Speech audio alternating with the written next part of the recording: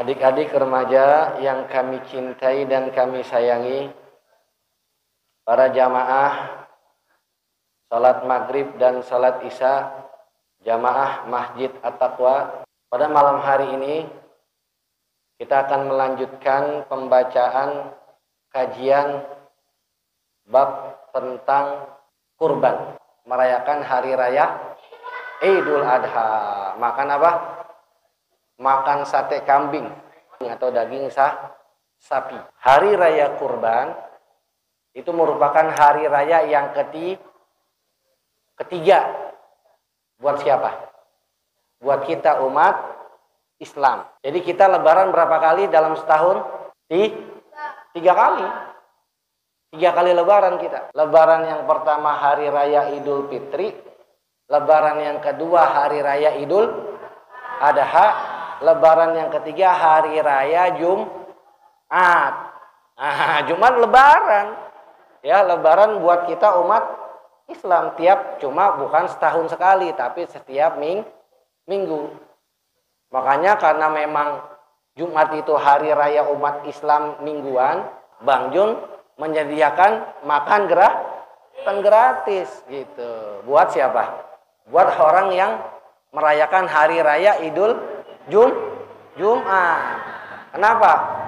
Karena Jumat tersebut hari raya buat kita. Makanya kalau hari Jumat ya, itu dianjurkan pakai baju yang bagus, pakai peci yang bagus, pakai baju koko yang bagus, kain yang bagus. Ya, jangan kain yang udah tipis.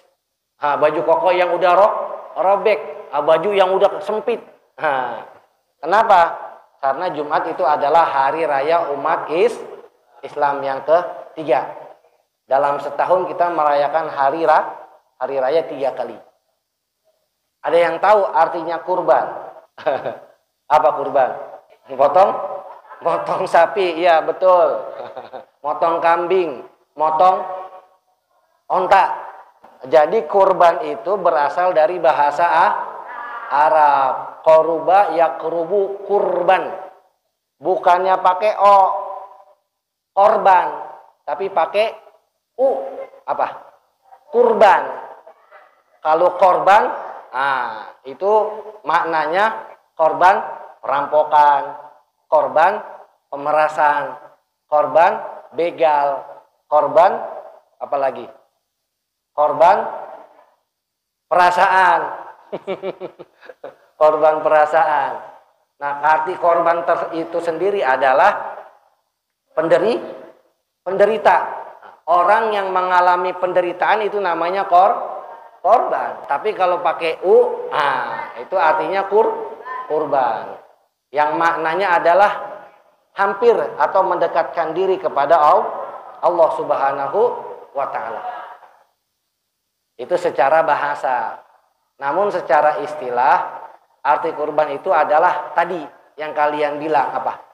Secara istilah, memotong sapi di hari raya Idul Adha tanggal 10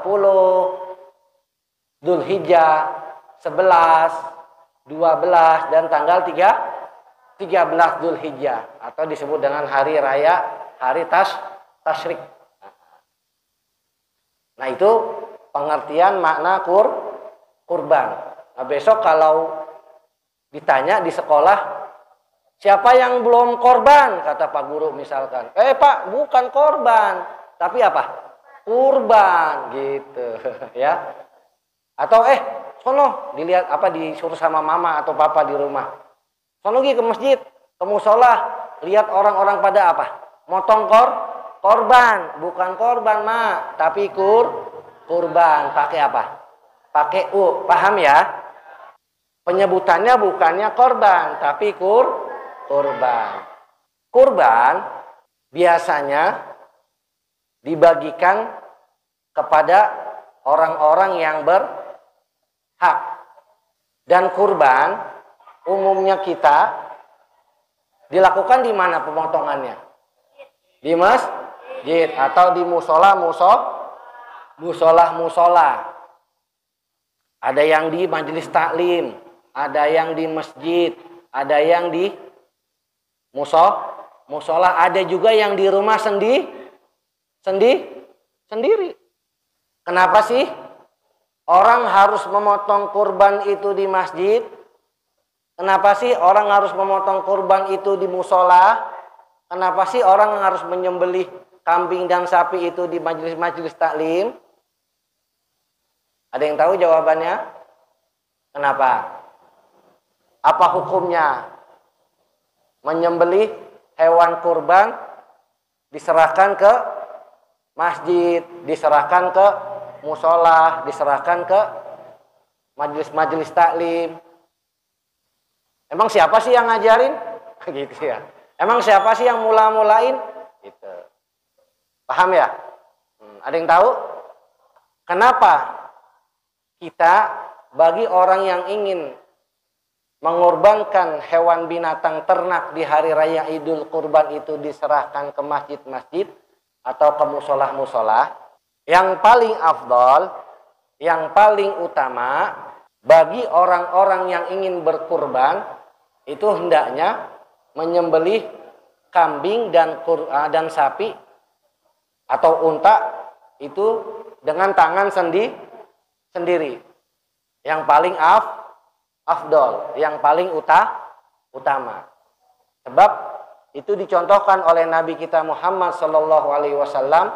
Saat itu Nabi pernah menyembelih 2 ekor kambing untuk dikurbankan. Karena memang Nabi mampu, Nabi bisa, Nabi pun sanggup untuk menyembelih seekor atau 2 ekor kambing, maka dilakukan sendiri itu lebih utama. Nah, kalau misalkan jaki kurban kambing atau kurban sapi, jaki bisa gak motong? Enggak. Ya, orang-orang yang ingin berkurban mampu gak untuk menyembelih seekor kambing atau seekor unta atau sapi? Enggak, belum ngebantingnya, belum nyianginnya, ya, belum ngebersihin darahnya, belum ngebuang kotoran-kotorannya, isi perutnya dan lain sebagainya, belum nyacak-nyacak tulang-tulangnya, belum motong-motong dagingnya. Repot nggak? Repot.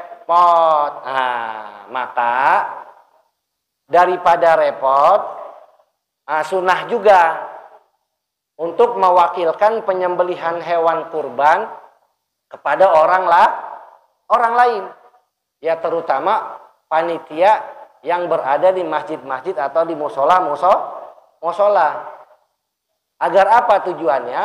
Tujuannya biar nggak ribet, biar nggak repot. Ya, kalau bisa silakan motong sendiri, nyiangin sendiri, kemudian nyacak-nyacak tulangnya sendiri, membagi-bagi dagingnya pun, memotong-motong bagian-bagian dagingnya sendiri, membagikan ke fakir miskinnya pun sendiri. Itu lebih utama, lebih afdol. Tapi karena memang tidak mampu, tidak bisa, maka sunnah bagi kita yang ingin berkorban untuk menyembelih hewan kurban di hari raya Idul Adha diwakilkan. Gitu. Bagi yang tidak bisa, bagi yang tidak mampu, ya sebagaimana perintah Nabi juga, ya, kepada anaknya siapa? Yang perempuan, yang istrinya Sayyidina Ali bin Abi Thalib, yang emaknya Hasan Hussein, Siti Fatimah. Fatimah kan ada lagunya tuh, anak-anak Nabi ada 7 orang, gitu ya. 3 laki-laki, 4 perempuan. Pertama Qasim, terus Abdullah, Ibrahim, Ruqayyah, Zainab, Ummu Kulsum, Fatimah. Siti Fatimah bontot, gitu. Anak Nabi yang bontot siapa? Siti Fatimah. Nah, Siti Fatimah pada saat menyerahkan hewan kurbannya, mewakilkan kepada orang untuk disembelih, Nabi memerintahkan Siti Fatimah untuk menghadirinya. Qumi, bangunlah wahai Fatimah, ila udahiyatika, dan datengin kambing atau hewan kurbanmu. Berarti Siti Fatimah motong sendiri apa diwakilkan? Siti Fatimah di rumah nih, anakan Nabi lagi di rumah. Sedangkan hewan kurbannya sudah ada di masjid. Lalu Nabi memerintahkan Siti Fatimah, "Ya Fatimah, qumi, bangunlah ila udhiyatika, untuk menuju ke hewan kurbanmu. Faz hadiha, saksikanlah." Artinya apa? Suruh ngelihat saat hewan Siti Fatimah yang mau dikurbankan itu mau dipotong gitu. Faz hadiha, saksikanlah. Karena dengan menyaksikan hewan kurbanmu yang mau dipotong, yang sedang dipotong atau yang akan dipotong, fa innahu yughfaru laki inda awwali qatrah. Maka setiap engkau menyaksikan hewan kurbanmu yang disembelih, fa innahu yughfaru laki, niscaya dosa-dosamu akan diampuni. Inda awwali qatrah, dari awal mulai netesnya darah gitu. Jadi kita kurban nih kambing, pada saat disembelih apa yang netes? Darah. Saat darah netes dari awal pertama netes sampai darah itu tiris, maka saat itulah Allah mengampuni dosa-dosa kita yang kurban. Makanya takturu min damiha kullu dzambin amil fihi. Maka Allah akan mengampuni setiap tetes daripada dosa-dosamu ya Fatimah gitu. Nah, atas dasar hadis ini bahwa sunnah juga untuk menitipkan atau mewakilkan hewan kurban yang ingin kita sembelih di hari raya Idul Adha kepada orang lain gitu. Nah, jadi sunnah yang lebih utama motong sendiri kalau sanggup, dan sunnah diwakilkan atau diserahkan ke masjid atau ke musola kepada orang lain kalau kita tidak sanggup, tidak mampu. Lagi hikmahnya banyak ya.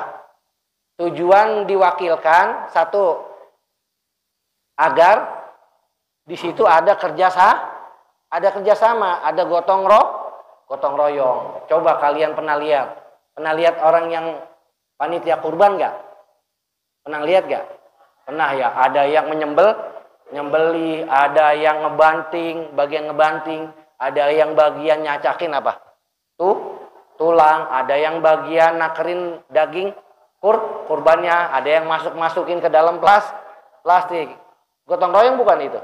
Nah, hikmahnya, tujuannya untuk diwakilkan, penyembelihan itu diserahkan ke panitia atau yang diwakilkan, satu, agar ada kerjasama atau gotong royong, kumpul kaum muslimin di masjid atau di musola satu. Yang kedua hikmahnya, hewan kurban yang disembelih itu diwakilkan atau diserahkan ke masjid atau ke musola.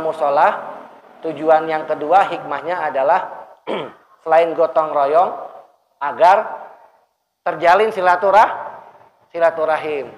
Dan yang ketiga, agar membagi-bagikannya secara bersama-sama, biar tertanam dalam hati, tertanam dalam jiwa kita kepekaan sosial yang tinggi.